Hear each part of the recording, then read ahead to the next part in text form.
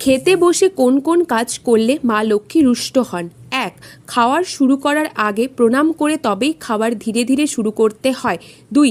খেতে বসে সম্পূর্ণ খাবার শেষ না করে উঠে যাওয়া একেবারেই উচিত নয়, কারণ খেতে খেতে উঠে যাওয়ার অর্থ হলো খাবারের অপমান। যদি বারবার বাড়িতে এমন করতে থাকেন তাহলে বাড়িতে ঘোর অমঙ্গল হতে পারে।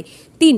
খেতে বসে পা দোলানোর অভ্যাস অত্যন্ত খারাপ। এটি বিশেষত বাচ্চারা বেশি করে থাকে। এতে মা লক্ষ্মী অসন্তুষ্ট হয় এবং বাড়িতে অন্নের অভাব দেখা দিতে পারে। ৪.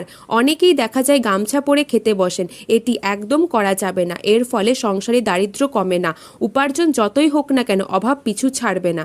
৫. খাবার থালায় চিত্র আঁকা একদম অনুচিত। বাচ্চাদের মধ্যে এর প্রবণতা বেশি পরিমাণে দেখা যায়, তবে এটি করা একদম উচিত নয়। এতে ঘরে অভাব প্রবেশ করে। ৬. খাবার শেষে থালা চেটে একেবারেই খাওয়া উচিত নয়। এতে মা লক্ষ্মী কুপিত হন।